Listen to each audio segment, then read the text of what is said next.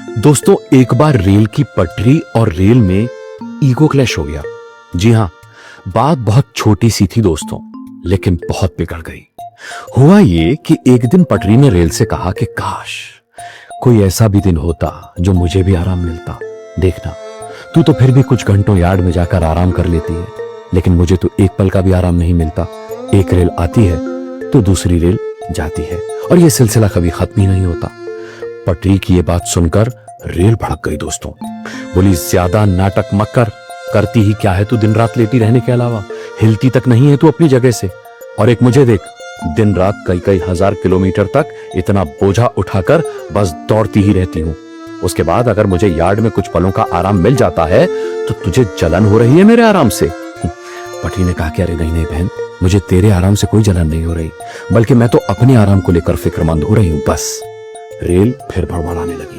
बोली, दिन रात पड़े पड़े आराम के सिवा करती ही क्या है तू बहन? दरअसल तू अपने आराम को लेकर परेशान नहीं है, बल्कि तुझे मेरे आराम से जलन हो रही है। पटरी बोली कि नहीं बहन, तू मुझे गलत समझ रही है।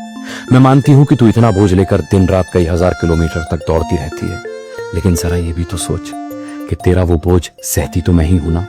तू तो सिर्फ सवारियों का ही बोझ उठाती है, लेकिन मैं तो उन सवारियों के साथ तेरा भी बोझ सहती हूँ। मुझे चोट भी पहुंचती है, दर्द भी होता है, तकलीफ भी होती है, लेकिन मैं सब चुपचाप सहती रहती हूँ। रेल ये सुनकर और भड़क गई दोस्तों। बोली, सुन रही पटरी, अब तू अपनी औकात से बाहर जा रही है। अब एक बात कान खोलकर सुन ले कि मेरे बिना तेरी कोई हैसियत नहीं है। तूने देखा है ना उन पटरियों का हाल क्या होता है जिन पर से रेल गुजरना बंद कर देती है। हमेशा हमेशा के लिए मिट्टी में दफन हो जाती हैं वो पटरियां। बिना रेल के पटरी की कोई वैल्यू नहीं होती, समझी? दोस्तों, ये बात सुनकर पटरी को बहुत बड़ा सदमा लगा।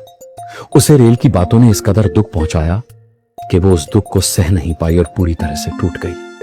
और पटरी अगर टूट जाए तो क्या होता है दोस्तों? जैसे ही पटरी टूटी, रेल एक बहुत बड़े हादसे का शिकार हो गई।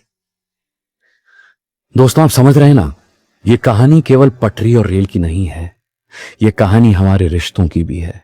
हमारे कई रिश्तों की रेल भी शायद इसी ईगो क्लैश की वजह से पटरी से उतर जाती है।